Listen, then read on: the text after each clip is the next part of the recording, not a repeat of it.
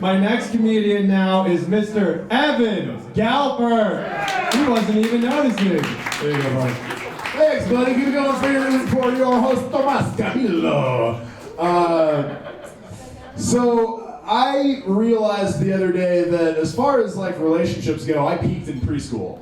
Which is to say, I have always like had a distinct memory of just getting along better with girls, even at that age, you know? Like I remember being at Miss Linda's daycare in her house and like hanging out with the girls in a room that like smells pretty and they're like, let's play imagination. And I'm like, yeah, this is awesome, you know? Whereas all the boys are over on the other side of the house like, let's beat the shit out of each other! I'm like, no, this is scary, like why? And you know, aside from like being welcomed into the inner sanctum then and like getting to play dolls and like be in the room where all the fun stuff was happening with the girls, that was the best that it ever got. Like they have never wanted to be anywhere near me since then, for the most part. I did think the other day, I feel like I've figured out the life cycle of a hookup. Because it is a cycle, and just like any other cycle, this can be indicated by looking at the end of the cycle, which even for the most successful hookups is divorce, right? So, because you know, at the end of a divorce, you start out at the very beginning again, basically. You know, you're sad and lonely and horny and alone, and it's, you know, you just stick to masturbating because there's nothing to like be ventured there, you know, you just get to be lonely and sad, and then you're not horny anymore, at least, which is cool. Then eventually you get to the point where you're like less sad, but you're still lonely and horny. And this is when you're like susceptible to Tinder bots and general like social vampires, people that will suck on your good energy. Mazel! So that's the point where you're likely to respond to a text that says, hey, wanna hook up? Here's a hot tip. No human woman will ever text a stranger and say, hey, wanna hook up right now, BB? No, that is the red fucking flag. If you're ever wondering like who the Turing tests are for, the ones where you have to identify what a bus looks like, it's for those fucking people. But it should be the other way around, where they're like, do you want to hook up? I'll tell you what a bus looks like because I'm not a robot, you know, like, and then eventually you have enough of those kind of like false start interactions that you're no longer like sad and horny.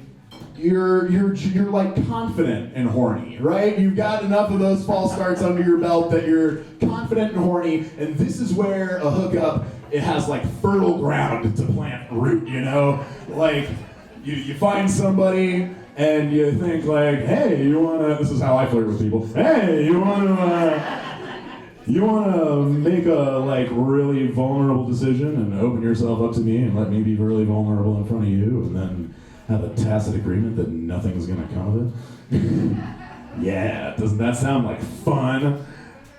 You just want more of that, unless it's good, and then we'll just keep doing that.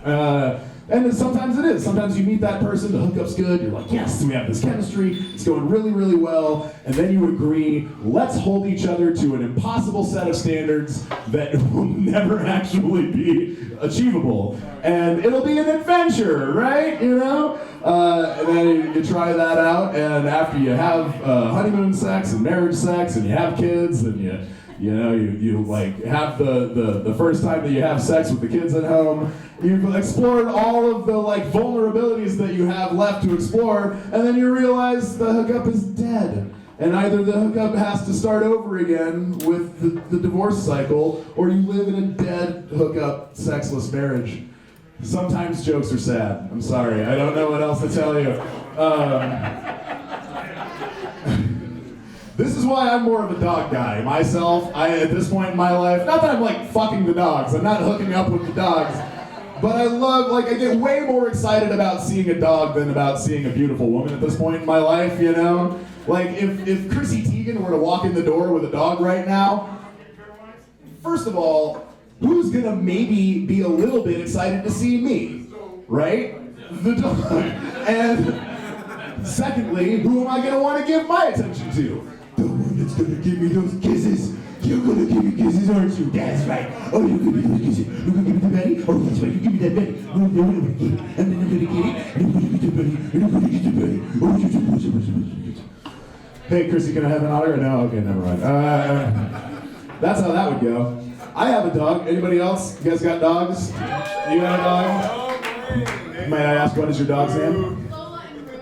Lola and Rue. Do you have nicknames for them? Their full names are Lola, Sue, and Rue Ann, so those are Oh, okay. Because, you know, I don't even know why we bother to name our dogs, honestly. I have a dog named Milo, but I call him Schmoopy Muffin, and Stinker Butt, and Schmoopy Boo, and Little Booty Stinky, and Stinky Boogums, and just about anything else, and he's like, this is great, I don't care, you know, like, he doesn't know what his fucking name is. He'll respond to it. But what I like about pets is that we can give them pet names. We give pet names to other people too, but it's never like quite the same, right? Like, sometimes it's pretty close. Like on a sports team, you'll have somebody, you'll be like, yeah, baby, let's go out and get him, baby, give me that butt, smack that butt, give me that butt, you know? Or if you can have a partner, obviously, you have a romantic partner, and you can be like, baby, you're my baby, you know? But you can't be like, hey, hush, you know? Or you can't be like, oh, baby, where do you want to go for dinner? You want sushi? Oh, I know you want the sushi, don't you? That's right, you want the sushi. Do you need to go poop? You want to go outside and go poop? No? Maybe you can. Sometimes people have those very special romantic relationships. You can be like, who gets excited when I get the leash? Ah, you get excited when I get the leash, don't you? Don't you pee on the carpet until I tell you to. All right, I'm Evan Galpert. Thank you for listening.